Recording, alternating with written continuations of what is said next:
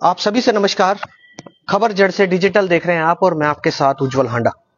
देखिए, जहां एक और एमसीएफ आवारा गोवंशों को का प्रबंध करने में बिल्कुल नाकाम साबित हुई है। जनवरी के अंदर सुप्रीम कोर्ट के आदेश थे म्युनिसिपल कॉर्पोरेशन ऑफ फरीदाबाद को कि जितने भी गोवंश फरीदाबाद की सड़कों पर गुजर रहे हैं, वहां पर रहते हैं, वहां पर लोगों को चोट पहुंचा रहे हैं, उनको एक सुरक्षित स्थान पर पहुंचाया जाए, जहां जिसमें जिसमें म्युनिसिपल कॉर्पोरेशन ऑफ फरीदाबाद बिल्कुल असफल साबित हुई है। और मैं खबर आपको क्या दिखाना चाहता हूं, इस खबर के साथ साथ मैं आपको एक और चीज भी बताना चाहता हूं कि कुछ लोग जहां म्युनिसिपल कॉर्पोरेशन आवारा गोवंशों को सुरक्षित स्थानों पर पहुंचाने में नाकाम साबित हुई है, और वहीं दूसरी ओर जहां कुछ लोग अपने ही निजी पैसों से अगर कोई गौशाला चला रहा है तो वहां के आसपास के लोग उस गौशाला के खिलाफ हो जाते हैं और कोई ना कोई ऐसी वजह निकालते हैं कि उस गौशाला को बंद करवा दी जाए, यहाँ से गौशाला हटा दी जाए और जितने भी गोवंश यहाँ पे हैं उनको बेघर कर दिया जाए। तो इस समय मैं फरीदाबाद की डबुआ सब्जी मंडी के अंदर मौजूद हूँ, जहाँ पे एक छोटा सा गौ चिकित्सालय चलाती हैं एक मैडम है निशा। और परसों की खबर है, जब यहाँ आसपास गौशाला के आसपास से दो लड़कों को फोन चोरी के इल्जाम में पकड़ा जाता है, तो वो जो इल्जाम है वो इन पर आ जाता है कि ये लोग जो है उन लड़कों को शह देती हैं और वही जो लोग हैं, जो आसपास के लोग हैं, उनको पकड़ के पुलिस स्टेशन भेज देते हैं और टारगेट किया जाता है इस गौशाला को कि वो जो दो लड़के हैं वो यहीं पर बैठते हैं और वो काम फोन जो चुराया उन दो लड़कों ने चुराया, उसी को सहारा लेते हुए इस गौशाला को हटवाने का प्रयास करते हैं। निशा जी, क्या मामला है? ये 2 दिन पहले डबुआ थाने काफी लोग पहुंचे थे और बता रहे थे कि गौशाला वाले जो हैं वो जो जो नशे लड़के करते हैं, नाबालिग लड़के हैं, उनको शह देते हैं, उन्हीं के द्वारा ये चोरियां होती हैं और एक टारगेट किया जा रहा है कि इस गौशाला को किस तरह से हटा दिया। क्या मामला था ये? सर नमस्ते, मेरा नाम निशा है, निशा ठुकराल है। मैं एक ये डबुआ मंडी में गौशाला चलाती हूँ। जो बेसहारा गोवंश है, जो इंजरीज है, जैसे एक्सीडेंट केस है, किसी का पैर टूटा है, किसी की मां नहीं, जिसका पोरलेस निकल गया, मैं सारी वो गोवंशों की सेवा करती हूँ। मेरे पास अभी तकरीबन 40-45 गोवंश हैं। अब कोई भी बच्चा अगर बुरा काम करेगा और गौशाला के आसपास से भी चला जाएगा तो वो क्या मैं ही थोड़ी ना करवाऊंगी? ऐसा तो है नहीं कि वो बच्चों ने आज पहली बार चोरी करी होगी, वो सामने झुग्गी है, वहीं पर वो बच्चे रहते हैं नाबालिग, और वो अक्सर चोरी करते हैं। ये बात मैं भी कह सकती हूँ।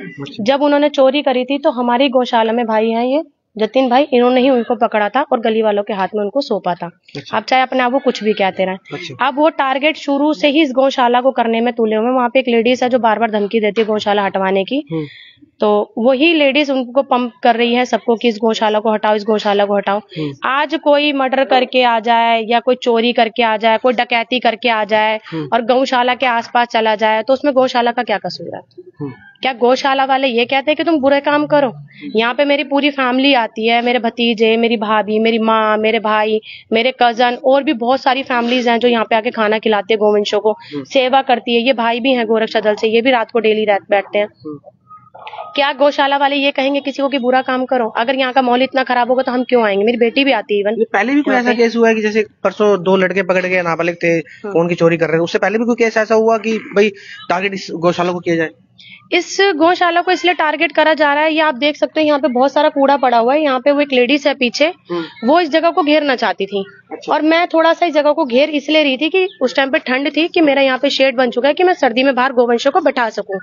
यही मोटिव था। उसने ये बोला कि तूने जगह घेरी है, यहाँ पे मैं अपनी झोपड़ी बनाना चाहती हूँ, इन्हीं बच्चों से, नाबालिग बच्चों से, उनसे कहती थी कि तुम ये तोड़ो, शेड तोड़ो, यहाँ पे मेरा शेड बना दो। उनको शेड बनाना था अपना यहाँ पे कि गौशाला की आड़ में मेरा भी शेड बना रहेगा और यहाँ पे जो मेरा किराया कहीं जाता है अंत में वो नहीं जाएगा, मैं इसे घेर लूंगी। वो यहाँ पे हुआ नहीं है, वो उसी दिन से मेरे से चिड़ी बैठी है और वो एक बार खाली काफी पड़ी हुई है। बहुत जगह पड़ी है। अगर आपने थोड़ी सी जगह घेर रखी है तो आप चलो सामाजिक कार्य कर रहे हैं, समाज सेवा कर रहे हैं, तो इसमें उनको क्या दिक्कत है? वो अपनी जगह, अगर उनको जगह चाहिए तो वो ले सकते हैं। पर मैंने जब उन्होंने मुझे परेशान किया, गालियां दी थी पिछले 1 महीने पहले, मेरे पे रिकॉर्डिंग है, वीडियो है, तो मैंने 112 पे बेटी भी मारी थी, पुलिस भी आई थी, तो पुलिस ने ये कहा था ये सामाजिक काम कर रहे हैं, ये अच्छा काम कर रहे हैं, ये इतनी जगह घेर रहे हैं, आने वाले टाइम में और भी घेरेंगे, तो इसमें कोई गलत काम नहीं है।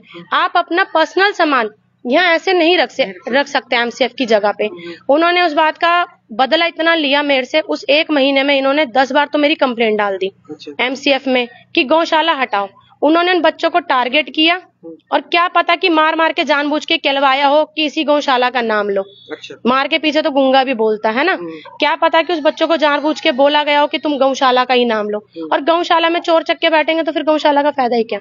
ये तो अच्छा स्थान है, अच्छी जगह है, यहाँ तो हर एक गोवंश में भगवान बसते हैं। तो आप तो बता रहे थे कि आपकी फैमिली यहाँ रहती है, तो आप क्यों उनको पनाह देंगे यहाँ पे जो हाँ, ऐसे काम बुरे करते लोगों को पनाह थोड़ी ना दूंगी। अगर मैं बुरों को बुलाऊंगी तो मैं अपनी फैमिली थोड़ी ना बुलाऊंगी। सारे बच्चे पढ़े लिखे हैं। कुछ छोटे बच्चे मेरे पास, जैसे 1-2 बच्चे यहाँ पे बैठे हैं, वो सेवा भाव से आते हैं, ठीक है, वो काम भी करते हैं। अब उनको कहते हैं कि तुम इन्हें पढ़ाते क्यों नहीं हो? जब उनकी फैमिली ने उनको नहीं पढ़ाया तो उसमें मेरा तो कोई कसूर नहीं है ना। वो बच्चे सेवा भाव से आते हैं। उन्हीं बच्चे की ताई मम्मी भी जा रही है, बड़ी मम्मी, उनकी खुद की मदर भी मेरे पास आती है। पर इस बच्चे की मैं गारंटी ले सकती हूँ बच्चा गलत नहीं है।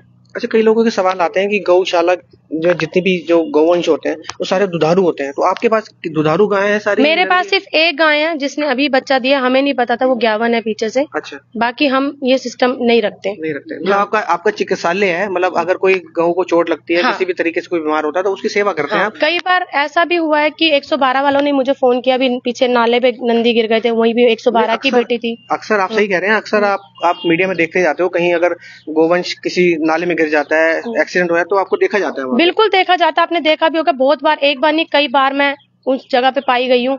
80% तो कोशिश मेरी यही रहती है कि मैं वहीं मिलूं। अगर ना हूँ बात अलग है, जो मेरे बस की ना हो, जो बहुत ज्यादा इंजरीज होती है तो उसके लिए बड़े डॉक्टर की जरूरत होती है। अब मेरे पास परसों रात को एक केस आया, मैंने अच्छे से अच्छे हॉस्पिटल में ही बात करी है, तो उन्होंने बोला कि इसकी बोन नहीं जुड़ सकती। अब वो असमर्थ है चलने में। हाँ जी, इनकी रीढ़ की हड्डी टूट गई है। अच्छा, है ना, ये छोटे से हैं। हाँ जी, अगर आपकी बात माने तो ये जो आपके पड़ोसी हैं गौशाला के, वो कुछ ना कुछ बातें बनाते हैं और आपको इस गौशाला को टारगेट किया जा रहा है। टारगेट मेरे को भी किया जा रहा है, और वो टारगेट ये है कि ये पूरी गौशाला वो हड़प लें और वही इसकी सेवा करें, या फिर इन सारी गौवंशों को बाहर निकाल दिया जाए और यहाँ पे वो अपने कपड़े का काम चालू करिए, जिससे वो स्क्रैप का अपना काम यहाँ पे रखें। वो तो मैं काम होने नहीं दूंगी। इन गौवंशों के लिए मैं मरने तक के लिए भी तैयार बैठी हूँ। अगर इन गौवंशों को कुछ हो गया तो मैं अपनी भी जान देने के लिए तैयार हूँ। मैं इनके बिना नहीं रह सकती। 2 दिन पहले जब सभी लोग इकट्ठा होके, जब वो 2 लड़के पकड़े गए थे, तो सभी लोग इकट्ठा होके, इवन जो वार्ड 10 पड़ता है, हाँ उसके पार्षद जो भगवान सिंह जी उनके साथ भी वहाँ पहुंचे। तो भगवान सिंह जी का आपका कोई कांटेक्ट हुआ? भाई वो क्या चाहते हैं, क्या वो हटाना तो नहीं चाहते हैं इसको? जब ये गौशाला बनी थी तो भगवान सिंह जी से भी, उनसे भी परमिशन ली गई थी। जब उस टाइम पे वो पार्षद नहीं थे तो उन्होंने कोई ऑब्जेक्शन नहीं करा।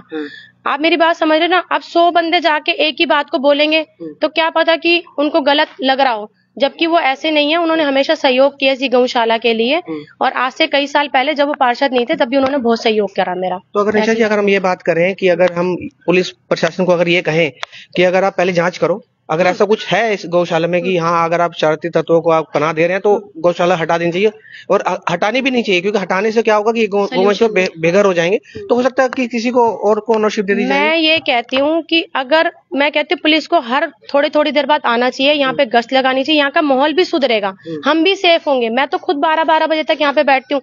इस हिसाब से तो हमें बैठना ही नहीं चाहिए अगर यहाँ का इतना माहौल खराब है। ये गली वाले को भी मैंने बोल रखा है कि आप आओ, बैठो, उठो।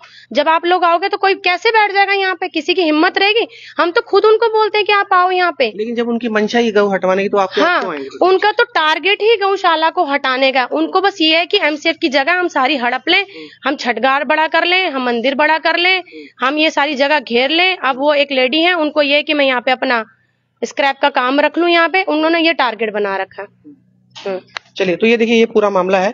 और जो 2 लड़के उस दिन पकड़े गए थे, और निशा मैडम का ये कहना है कि उस लड़कों को पकड़वाने में ही जतिन, जो सेवादार है इस गौशाला के, वो सेवादार ने ही उन लड़कों को पकड़ाया। ये जतिन है मेरे साथ।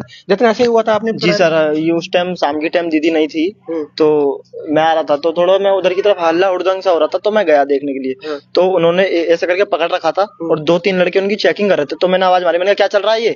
तो वो मेरे को देख के भागे, तो वो अंकल भी उधर की तरफ भागे, आगे आड़ते हैं उधर की तरफ। तो मैंने उनसे कहा रुको अंकल रुको, तो अंकल सीधा आड़तों की तरफ भागे। फिर वो अंकल पीछे गली में गए, सबको लेके आए। तो यहाँ पे इतने भी ये सब भाई आ चुके थे, तो मैंने इनको बताया कि ऐसे सब यहाँ पे कुछ हुआ है। तो भाई कह रहे कोई बात नहीं, आने दो गली मोहल्ले वालों को। फिर गली मोहल्ले वाले आए, उन्होंने पूछताछ की।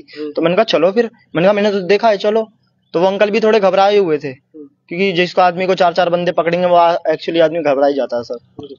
फिर मैंने उनकी सहयोग के साथ उनको पकड़वाया, और 2-3 उनमें से ऐसे थे कि हम दोबारा भी गए पकड़ने के लिए, वो भाग चुके थे। अब ये रात को डेली आके यहाँ पे परेशान करना, कभी मीडिया बुलाना, कभी ये करना, धमकियां देते हैं गौशाला हटाने की।